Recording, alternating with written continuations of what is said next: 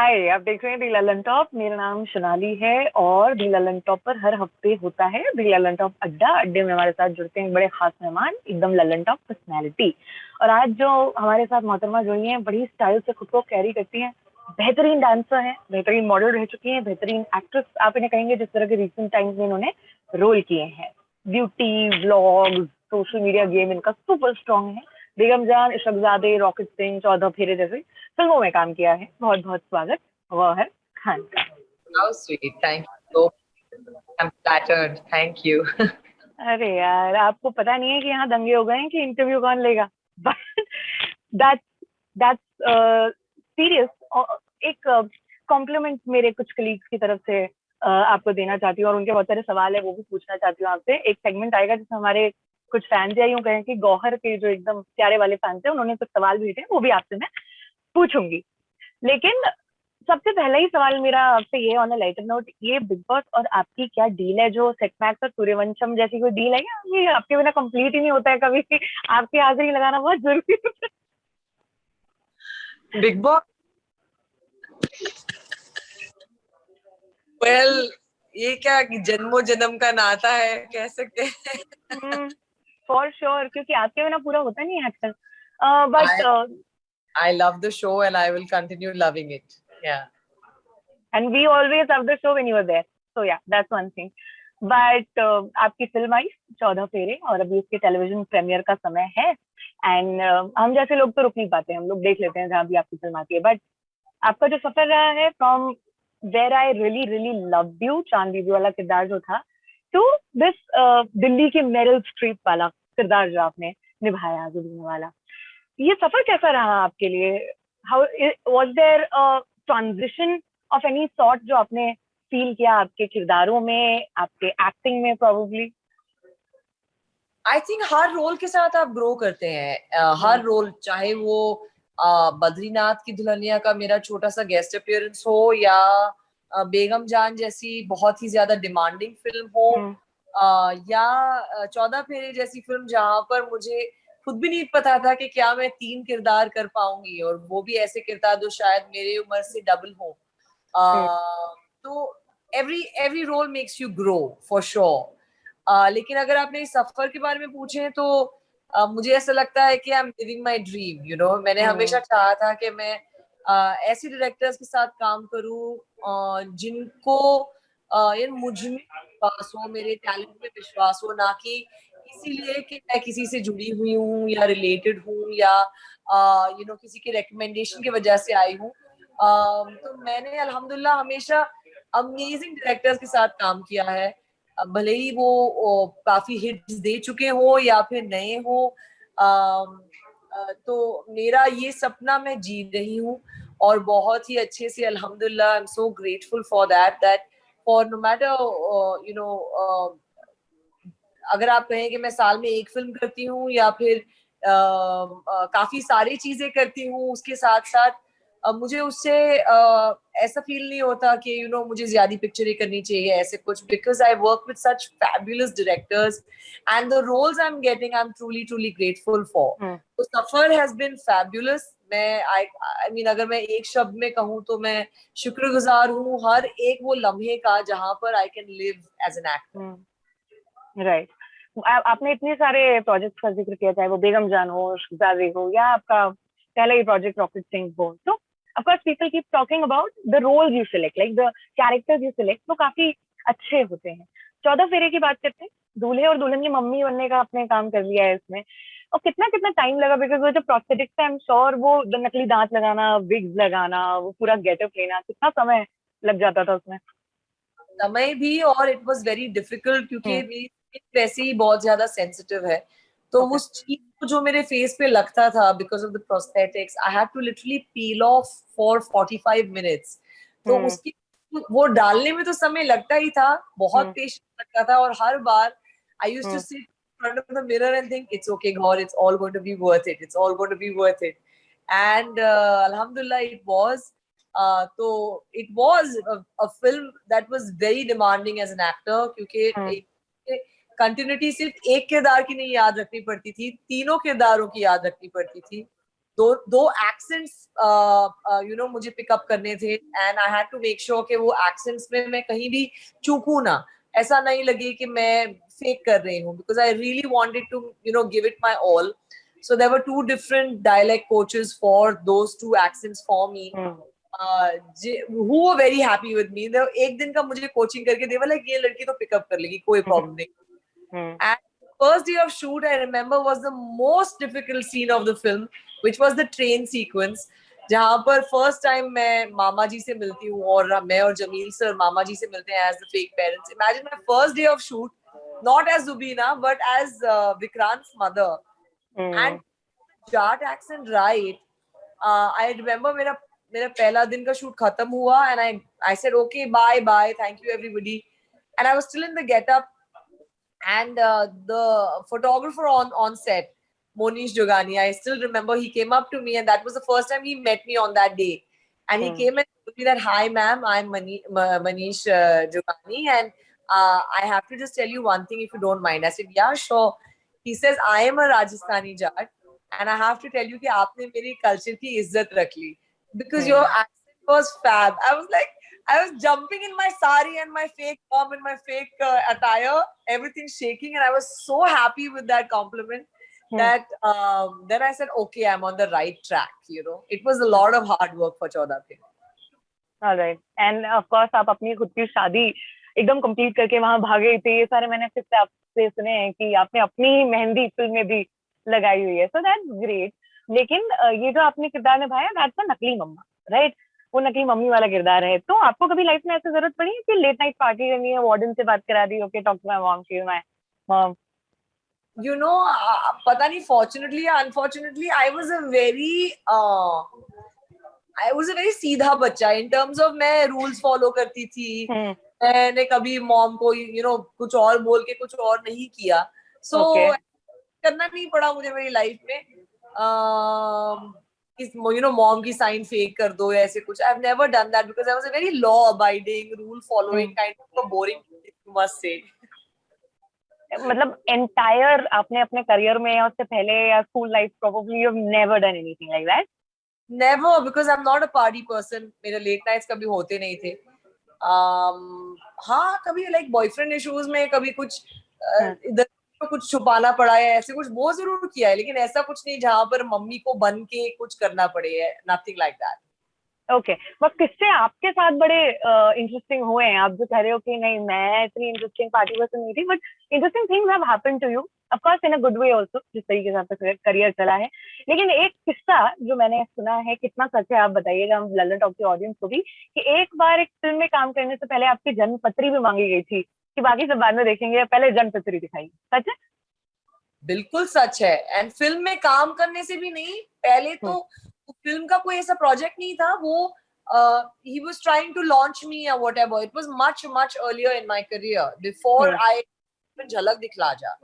उसके पहले तो it was one of those producers जहां पर उन्होंने एक बहुत बड़ी ब्लॉकबस्टर दी थी, एंड बहुत बड़ी, I mean like national award winning big film.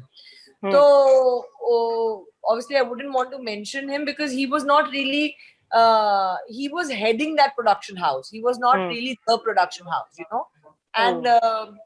and he बराबर उन्होंने मुझे मेरा जन्म का टाइम, मेरा जन्म का डे, कहाँ पर पैदा हुई थी, वो सब मुझसे ले लिया. मैं तो कंफ्यूज थी, मैंने कहा पता नहीं क्यों ले रहे. फिर अगले दिन नहीं, कुछ 15 दिन बाद मुझे मैसेज आया, उन्होंने कहा कि आके मुझसे मिलो. मैंने कहा ठीक है, ओके.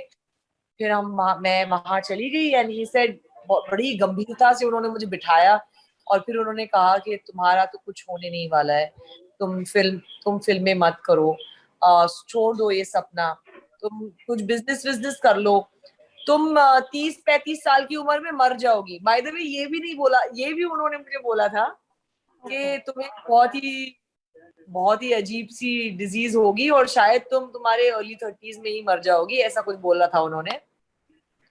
और ये भी बोला था कि आप फिल्म एक्ट्रेस कभी नहीं बनोगी. And I am looking at him and I am laughing, and I am like, भले मैं 30 की उम्र में मरूं या मैं 90 की उम्र में मरूं, वो ऊपर वाला डिसाइड करेगा. वो आपकी जन्म पत्री देखने से कुछ डिसाइड नहीं होगा उससे. And I just got up from there and I just told him, watch me. I said, just watch me. And वो बोल के वहां से निकल गई. मैंने और कुछ नहीं बोला उनको, और कुछ मैं हंसते हंसते निकल गई. ना कि मैंने कोई टेंशन लिया, ना ही मैंने सोचा कि ओ इन्होंने क्या बोल दिया. बिकॉज मेरा ऐसा कोई बिलीफ सिस्टम है ही नहीं. मुझे लगता है कि आप अपनी मेहनत का खाते हैं. आप अपनी आपको जितना ऊपर वाले ने लिखा हुआ है वो उससे ज्यादा और वक्त से पहले आपको ना कुछ मिला है और ना कुछ मिल सकता है.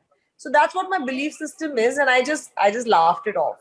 And today, I think in the next 2 years, he was out of that company. He was out of that production house. I think that production house stopped making films for the longest time. I don't think they made films anymore.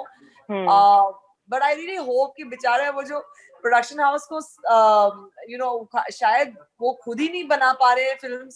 I hope कि उनका भी time आ जाए बनाने का picture. अल्हम्दुलिल्लाह मुझे जितना मिलना है मुझे तो मिल रहा है.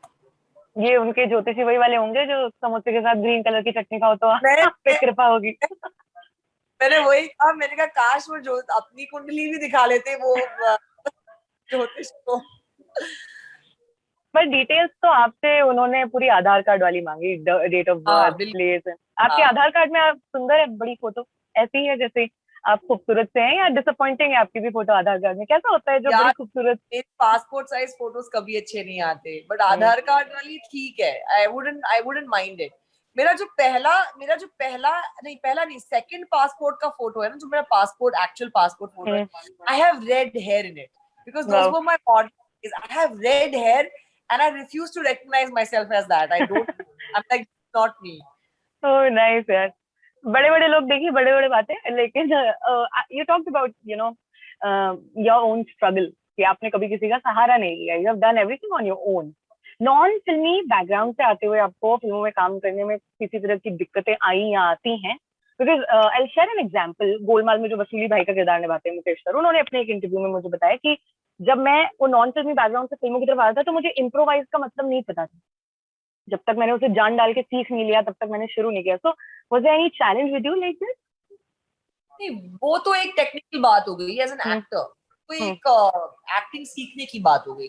लेकिन जहां तक आपका सवाल है कि नॉन फिल्मी बैकग्राउंड आने से, आई डोंट थिंक फिल्मी बैकग्राउंड के आने से भी आप एक्टिंग जान सकते हैं. ऐसा जरूरी नहीं कि आपका बैकग्राउंड हो तो आप अच्छे actors. That's not what I'm referring to, but I think he has to get your first break to figure out what is the right way to go. इतने सारे एडवाइसेस लोग देते हैं, वो शायद कोई लोग लेके अपनी पूरा करियर खराब भी कर देते हैं और कई अच्छा भी कर देते हैं. तो आई थिंक मैंने जब शुरू किया था, I only took one advice from one person, which I have never changed. I have not taken any other advice and I stuck to that advice. It was Mr. Jaideep Sahani when I was shooting for Rocket Singh. एक scene खत्म हुआ and उस scene में मेरा कोई dialogue नहीं था. It was just a reaction scene. And उससे पहले मैं एक्टिंग स्कूल जा चुकी थी and all of that. So obviously acting करना आता था अल्हम्दुलिल्लाह. बट खुद को भी नहीं पता होता है ना आपके अंदर क्या पोटेंशियल है. और स्पेशली जब आप ऐसी फिल्म चुनते हैं जहां पर आप किसी एक्टर के ऑपोजिट नहीं है, लेकिन आपके सारे सीन्स सारे एक्टर्स के साथ हैं and you are with the lead and all of that.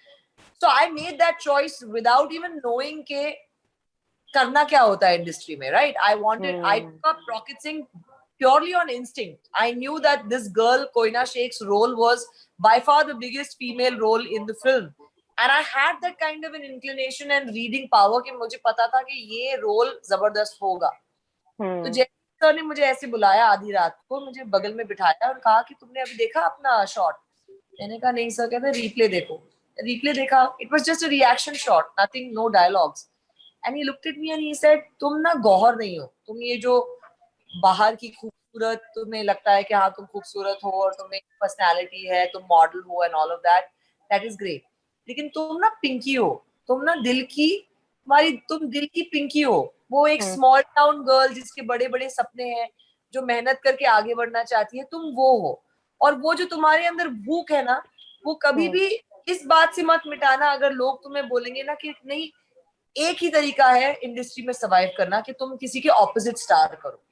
He said, Gaur, you don't even know the potential you have. Just follow your instinct as an actor. Don't follow anyone else's advice as to what people want to bracket you as. And that's what followed, and I have never changed that thought in my head at all. Okay, आप हर किरदार को ना बड़ी ईमानदारी से निभाती हैं जब भी हम आपको फिल्मों में देखते हैं। तो जब आप रियलिटी शो में काम करती हैं, that of course you are not into a character, right? You are Gauhar only. Isn't that a little bit easy जब हम फिल्मों से आपके काम को कंपेयर करते हैं तो? क्योंकि there you are yourself only. Yeah, it's easy because you're not acting, right? You're not performing. For me, in the reality space, I think what worked for me is because I was who I was. I was not pretending to be someone else, or I was not trying to impress anybody. I was just me, and I think that worked. And that comes easy to me. If somebody tells me speak your mind, it will be very easy for me to do that. Right. So, does the any reality project, as a matter of fact, आपके movie game को या फिल्मी career को affect करता है in any sense? No, not at all. Not at all. Okay. बहुत सारे लोगों के बहुत सारे सवाल मेरे पास है, तो मैं फैंस क्वेश्चन पर आने वाली हूँ, लेकिन उससे पहले एक चीज मैं आपसे जानना चाहती हूँ। आपसे सब पूछते हैं ना कि आपका बिग बॉस का फेवरेट अभी का कंटेस्टेंट कौन है, but what have you seen कि जब आप बिग बॉस में विनर बने, सर्वाइव करना तो बहुत छोटी बात है, यू वर द विनर। अब के बिग बॉस में आप क्या चेंजेस देखते हो कि कंटेस्टेंट्स अलग हैं या सलमान से थोड़ा ज्यादा गुस्सा करते हैं, या what are the changes you C?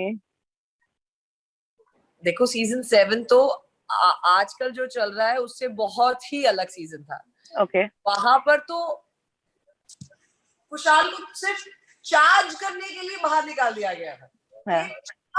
Charge was आक्रामकता, मतलब I don't know the term actually, but वो जो चार्ज था, मतलब जिस तरीके से कुशाल ने एंडी की तरफ अपने कदम उठाए थे, वो वायलेंट था, ठीक है?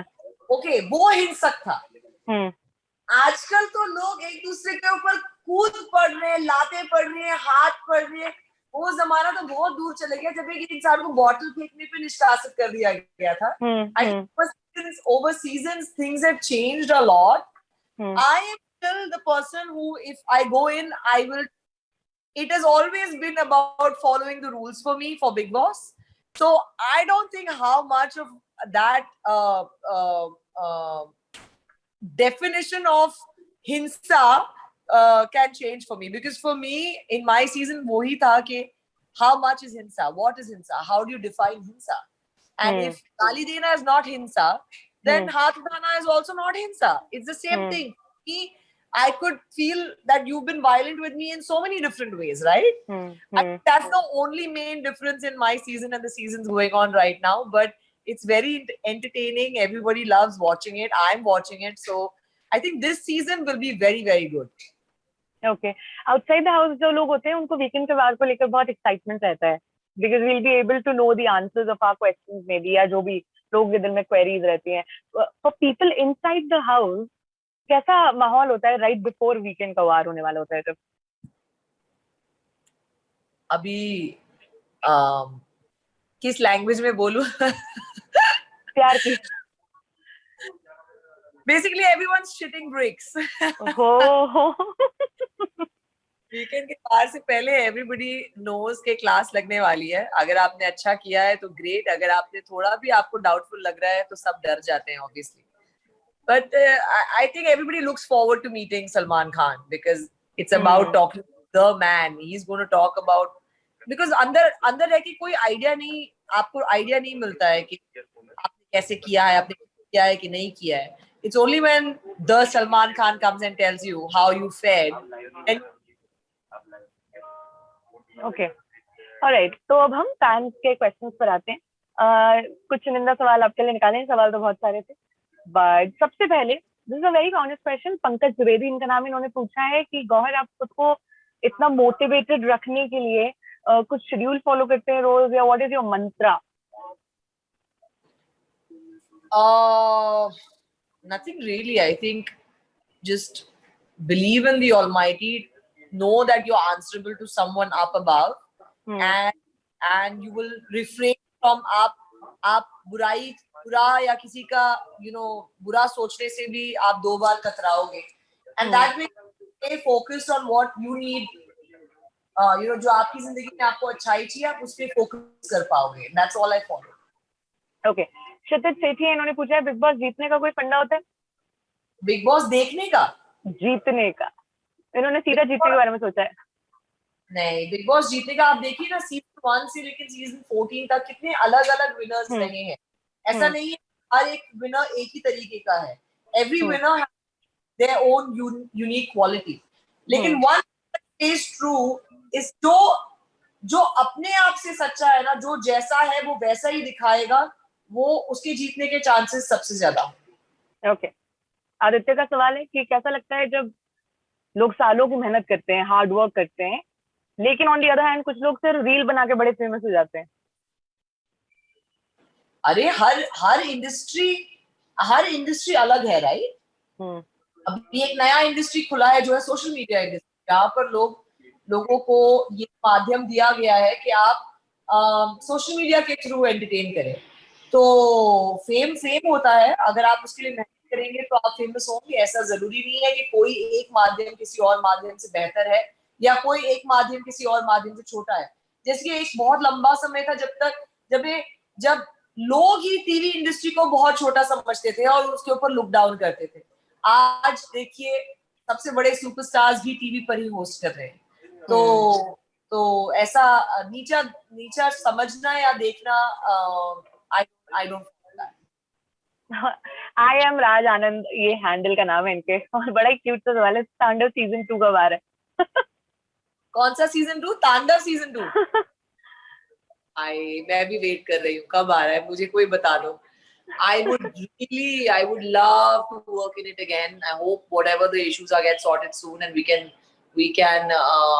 start a second season. Right. Last 2 questions, Ashish Talwaria इनका नाम है, और कितना रेलेवेंट है ये सवाल तो आप बता पाएंगे कि लगातार बढ़ते पेट्रोल डीजल के दामों पर आपके व्यूज क्या है, गौहर? बचाओ, कोई कोई हमारे देश को बचाओ। मतलब मुझे याद है कई साल पहले, I would say more than 6, 7, 8 years ago, जहां पर 20 पैसा बढ़ता था ना, 20 पैसा, तो हंगामा हो जाता था। मेरे बचपन में आई स्टिल रिमेम्बर, इतना सा बढ़ता था, उतारो फेंको, ये हुआ वो हुआ, इनको हमारे देश की परवाह नहीं है, ये है वो है। अब जो हो रहा है वो क्या ही बताएं।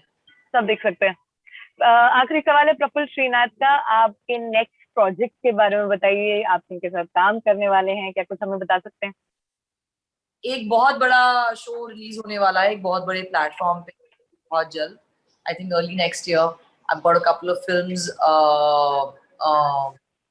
I have a few a new show that I'm starting in the next 2 days. I'm going to Bhopal for that. So lots of new stuff happening. There are a few videos that are releasing as well. So yeah, lots of work. Super, and all the best for that. लेकिन हम आपकी film कब देख सकते हैं? 14 फेरे कहाँ देख सकते हैं, ये जरूर हमारी ऑडियंस को बताइए। है 14 फेरे रिलीज हो रही है 24 को। Thank you so much, thanks a lot for joining us, और आप ऐसे ही रॉक करते रहे, हमारी यही कामना है। Thank you so much. Thanks for a lovely. Really nice talking to you. Bye bye. Bye. God bless. Bye.